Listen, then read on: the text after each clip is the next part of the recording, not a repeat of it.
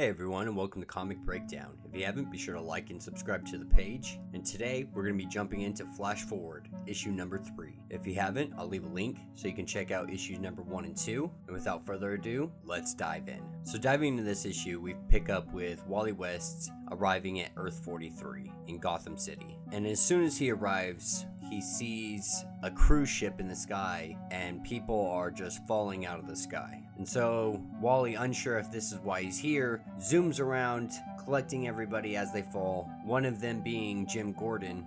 And Jim Gordon tells him, I thought they would be safe at sea. I thought everyone would be safe from them. And while Wally's trying to figure out who them is, the cruise ship comes falling from the sky, and Wally, just with enough time, is able to get everybody to a different rooftop. And as they ask if Wally can save everybody from them, Wally, he's like, I need some more details. Before I commit to anything, I need to know what's going on here. And then that's when we see the arrival of the Justice League of Vampires. And we see Superman as a vampire. And he tells Wally that, he did that with the cruise ship to feed all the vampires that were down on the streets. And so Wally jumps into action. He starts taking care of the vampires first, using wooden stakes and just zooming through and taking out vampires left and right. And then that's when he goes for Vampire Superman. And he is just laying waste to Superman. And this is where we see something really unique. We're learning Wally's abilities now that he's been reaching his full potential through Tempest. And he's able to think multiple thoughts at the same time, at the same speed. That's how fast his mind is moving. So he's counting his punches as he hits Superman, while also having an inner monologue with himself. And he even goes in to say, this isn't something he would normally attempt, even on his Earth, to go toe-to-toe with Superman.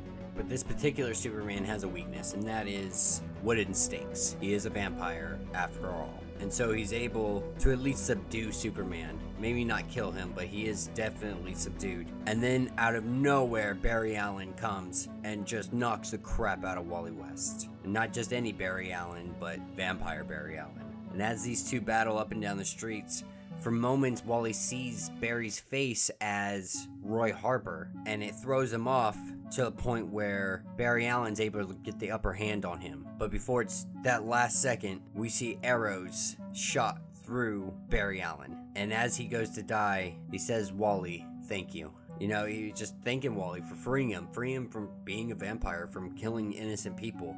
And that's something that Roy Harper knows something about losing control and not knowing what you did, but still having to live with the consequences. And so Roy and Wally start talking, and Roy just let him know, I'm not here to be a partner or a friend or anything like this. I got this on my own, and I gotta go take on Batman. And so Wally insists that he joins up with him and hops in the car, because Wally believes that the things could be connected. Everything could be connected, why he's there, all this happening. And then Roy discloses that this is all because of Batman. Batman had decided that he needed to become a vampire in order to take down Dracula. And once Batman became a vampire, that's pretty much where the world got screwed.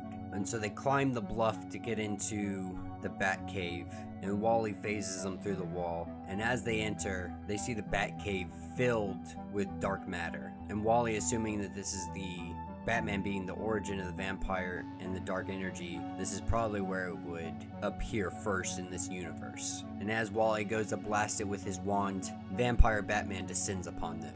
And before Wally's able to hit Batman with the wand, Batman slices Roy Harper right across the chest. And this is where we see Wally West grab Vampire Batman and throw him into the heart of his own nuclear reactor, essentially trapping him inside. Now, it may not necessarily kill him, but it's definitely gonna hold him long enough for people to find a cure for this vampirism. And Wally races over to Roy, and as Roy dies, Wally can't help but feel responsible for Roy's death, and that he wasn't fast enough. And Roy tells him, I chose this. I chose to be a hero. I knew every day that this was a chance that could happen to me. And Wally finally realizes he had been looking at Roy as a victim this whole time, instead of as the hero he truly was. But now he's done. He's done seeing it like that. And we're really seeing Wally come back to life. We're seeing Wally find that fire again, stop blaming blaming himself, stop living in self-wallow, and actually be the hero that the universe needs him to be, the multiverse needs him to be. And Tempest even goes on to say, over the years he's done many things in the name of his brothers, but reigniting the fire of a hero is something he's never done before. And this is exactly what we see happen.